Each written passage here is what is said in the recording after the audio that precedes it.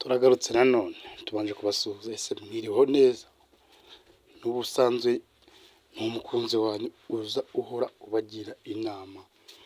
Uyu munsi rero turagaruka ku kintu bita inzoga, ububi bw'inzoga. Ese we waba ubuzi?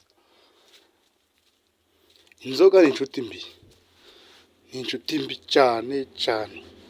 Muri iyi minsi abantu barenga 80% bataye akazi kabo kubera kuba abasinzi, birukanwe ku kazi, abandi kabananiye. Inzoga ni inshuti mbi. Kubwira ngo kuzirika, ese birashoboka?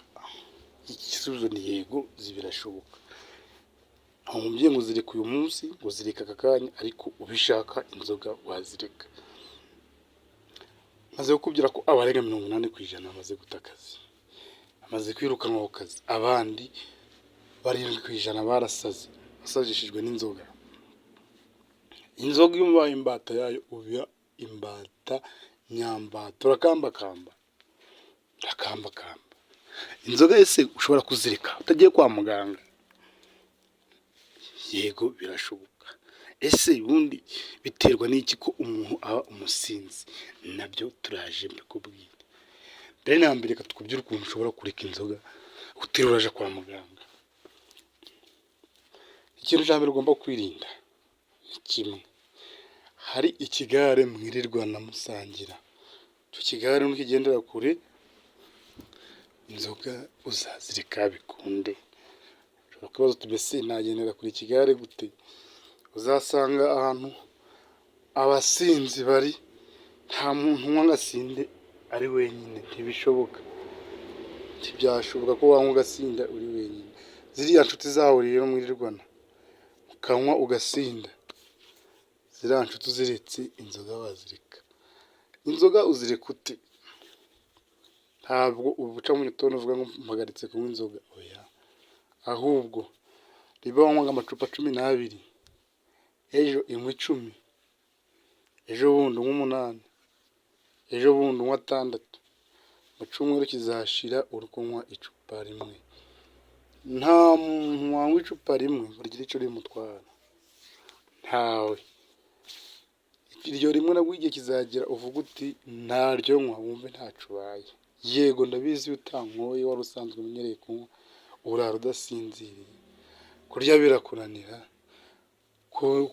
kuganiriza umuryango bikakunanira, ukagira umushiha, ariko ibyo byose birashira.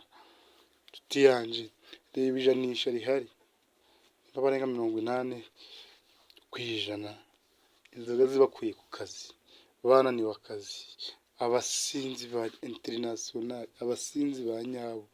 Ese nawe ushaka kuryoha uwa 81? Mbese inama mubwiye ngo kuzirika birashoboka, uri kuyakira ute? Ikindi kintu gishobora gutuma ureka inzoga ni kimwe: ba occupé akazi kawe. Nimba warangizaga akazi 2:00, iyongereho isaha. Kuri nimba wajaga muri kabari 2:00, ubwo biravuze ko urajamo 3:00. Numara kunywa agacupa kamwe witahire. Nibyo byose no kukanywera muri kabari. Ushobora kuvuga uti njye sinshaka kukanywera muri kabari, ukavuga uti njyewe ndagiye mfashe agacupa ndakanywera mu rugo. Nukanywera mu rugo ntaco kazagutwara, kuko uzarangiza gukanywa urye. Impamvu abantu benshi basara bagasazwa n'inzoga nyamukuru ni ukunywa nturye. Uragenda ukanywera 20, kurya 1000 bikakunanira. Amaraso yawe amaze kuzura inzoga, ubu umusinzi, ubu umusazi, ntabwo uzavugana neza na boss wawe. Icyo usabwa ni kimwe: fata umwanzuro ukwiye. Mbese ndi mu biki? Ese kureka inzoga nanjye byankundira? Byagukundira ndetse cyane.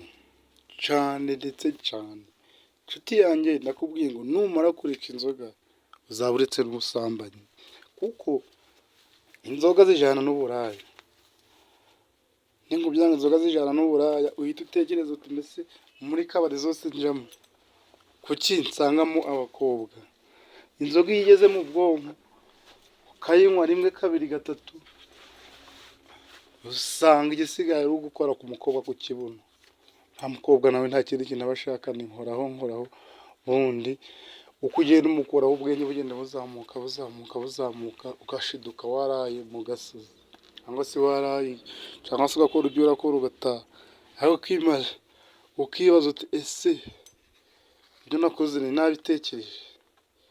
Ibintu nibimara kuza ni indwara, uzasanga ari indwara zuzuye, kuko nimba ugiye kuryamana n'umukobwa utabiteguriye, umukobwa utazi, ntabwo uzi ibyo arwaye, sinzi nimba wibutse no gukoresha agakingirizo. Nshuti yanjye, inzoga iyo uvuye uba uvuye ku bintu byinshi, ubutandukanye n'ubukene. Imagine nimba unywera ibihumbi 15 bya buri munsi, ese 15 bya buri munsi mu kwezi nangahe? Umwaka nangahe? Nshuti yanjye, ndagusabye ngo kureka inzoga birashoboka uramutse ubishaka, kandi nubwo mvuga inzoga, nureka inzoga uzaba uretse ibintu byinshi, kandi uzaba wungukiyemo ibintu byinshi. Cambere uzunguka nimba utagisinda cyane, umuryango wawe uzatera imbere. Niba utagisambana uzumvikana n'umugore.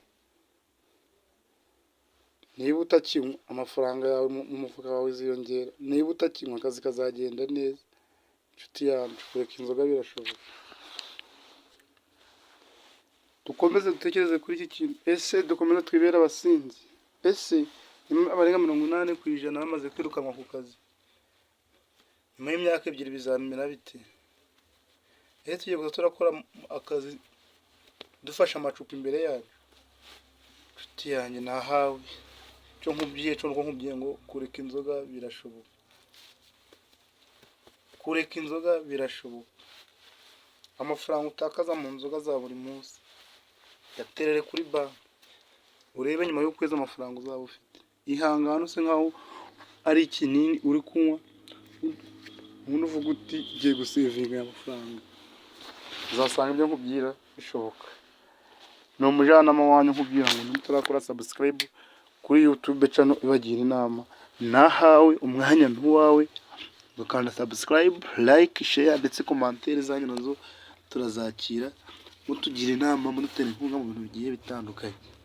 Turabakunda. Hasigaye nahawe cyo nkubwiye cyo nuko kureka inzoga birashoboka, kureka ubusambanyi birashoboka.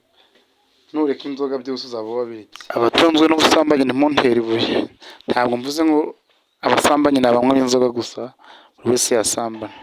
Kandi n'abakunzi nangwa se abacuruza za kabari namwe ntimuntere amabuye, kuko hari abakenera kuba bakenera inama nk'izi, ndetse hari n'abandi bari kuza. Ntabwo kabari zenda gufungwa, ntabwo mwenda kubura abazinywa, ariko ikiruta byose kuzireka birashoboka. Cyo musabwa rero mwebwe mudukurikira, turabashima cyane nkuko mwakoze subscribe, ndetse n'utarayikora asige ayikoze kugira dukomeze twibanire, kuko niyo nkunga uba uduteye. Ciao, ibiganiro byacu nakadashira. Turabakunda cyane.